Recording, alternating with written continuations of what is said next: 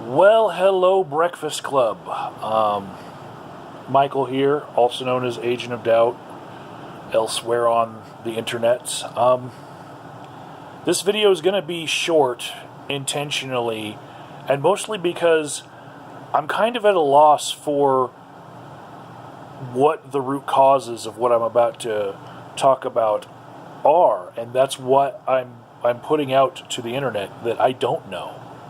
I don't know what's going on. But this is what I'm wanting to juxtapose here.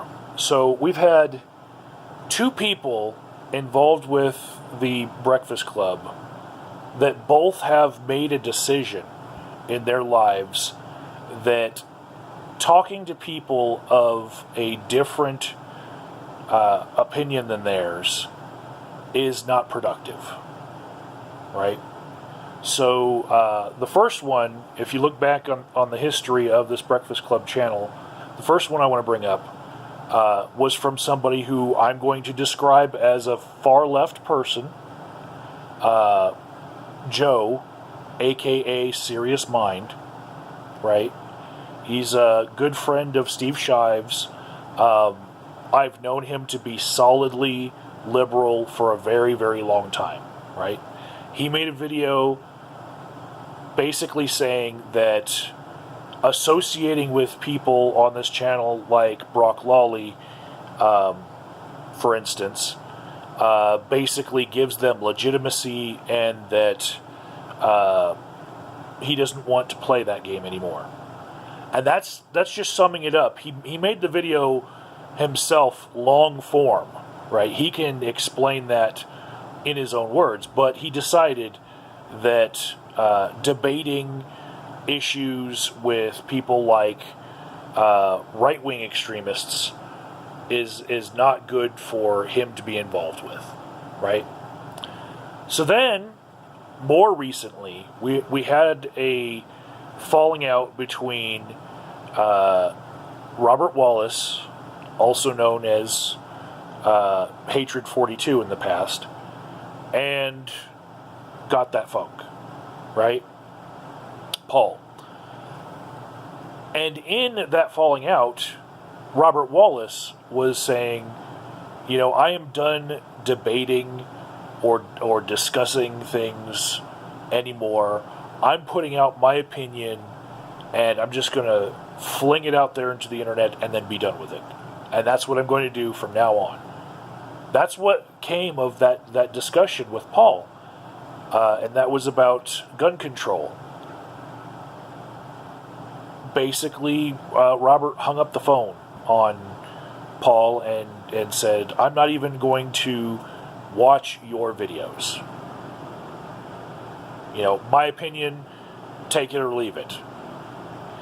And so he, although he has been classically a liberal person and would describe himself as a liberal person, he now is siding with a lot of conservative views, like gun rights, being pro-gun, and he is very interested in the Epstein suicide, you know, and all the things surrounding that, and he is generally suspicious of governments, right?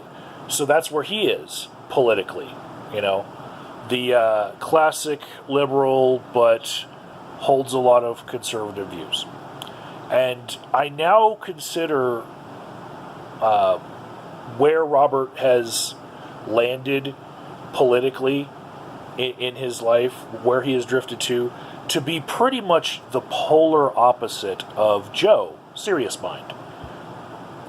And yet both of them have had this point in their lives where they've decided that venues like this Breakfast Club are no longer of merit to them.